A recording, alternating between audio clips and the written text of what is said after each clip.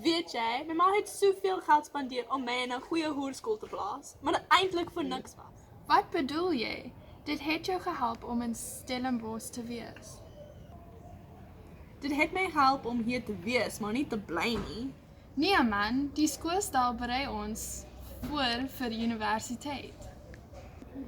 Nee man, op watter maniere? Dink net aan jou hoërskool ervaring. Goeiemôre klas.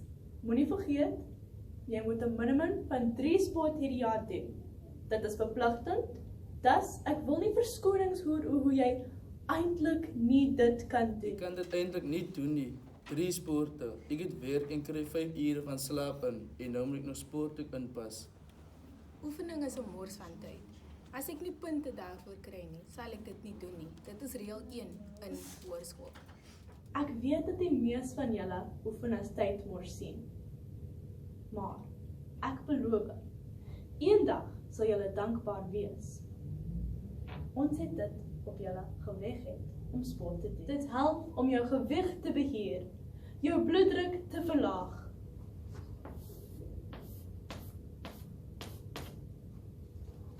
Jou bene en spiere sterker te maak, jou energie by en slaap verbeter en verhoog selfs die bloedvloei na jou brein om jou beter te laat studeer. O my aarde. Eerstejaars syndroom is nie 'n jok nie.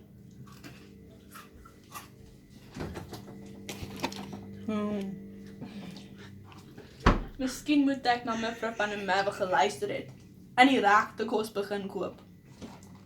Goeiemôre studente. Gaan asseblief na bladsy 60 in julle handboek.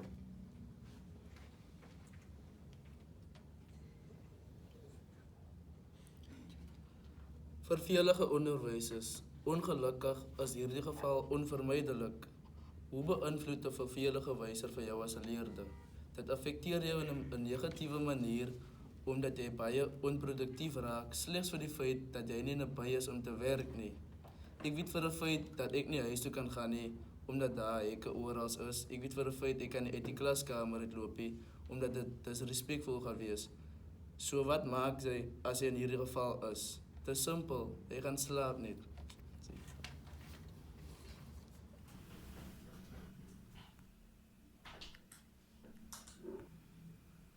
O, dis tyd om klas toe te gaan.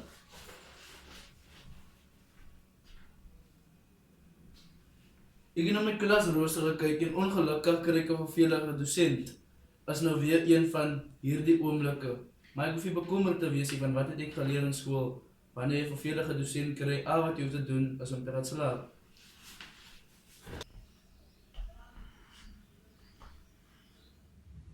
Die groepies waarmee jy uithang op hoërskool, bedoel nie as dieselfde groepies waarmee jy uit gaan hang op universiteit nie. Op hoërskool het ons verskillende groepie mense. Byvoorbeeld, op hoërskool het ons die boekwurms.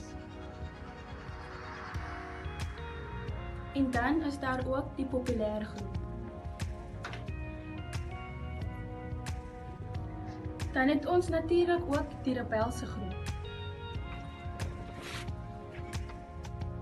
En laaste, maar nie die minste, het ons ook die rugbymanne.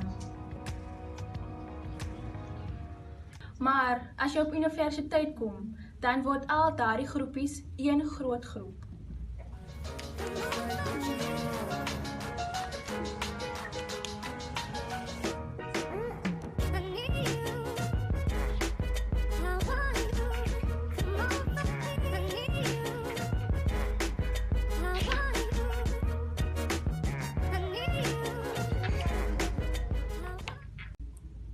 So hierdie is 'n pragtige voorbeeld van hoe skool ons voorberei het vir universiteit. Wysers het vir ons gewaarsku oor hoe belangrik dit is vir ons geld te spaar en dit wys te spandeer. Hulle het vir ons aangeraai om elke maand 'n begroting te maak, om ons uitgawes te bestee en op te spoor. Hier is my begroting vir Augustus. Nou is ek meer bewus van wat ek my geld spandeer. Dit lyk mooi en dit ook. Andrea, onthou wat jou onderwys vir jou gesê het. Dit is beter om jou geld te spaar en iets lekker doen daarmee, as om dit te mors op klein dingetjies wat jy nie nodig het nie. Ja, sy was reg. Ek het dit nie nodig nie. Dankie aan ons onderwysers, nou weet ons hoe om 'n begroting te skryf. Tred te hou met ons uitgawes en geld te spaar om dit te spandeer op iets wat die moeite werd is. Leer hoe om met baie verskillende mense te kommunikeer. Skool het ons baie nuttige vaardighede en tydsbestuurstrategieë geleer en al te danke aan hoërskool kon ek my eerste jaar op universiteit oorleef. Ons weet dus hoe om ons tyd in universiteit te bestuur. Het stelsel word uitgeskop om seker te maak. Ons het tyd om saam met vriende te wees, uit te gaan op klein Saterdag. Daarom het ons geleer hoe om die taak betyds te doen en hoe ons tyd doeltreffend tussen skool en ons sosiale lewens te bestuur. Ons selfvertroue word opgebou deurdat ons met ons werk onsself doen en nie na die onderwysers gaan. 11 en 12 word ons gesê dat ons is nie meer kinders nie. Ons onderwysers herinner ons nie wanneer ons taak moet inwees nie en sê nie vir ons hoe om ons werk stap vir stap te doen nie. Hulle voorberei ons vir die universiteitslewe. In ons eerste jaar hoef ons nie op ander staat te maak nie.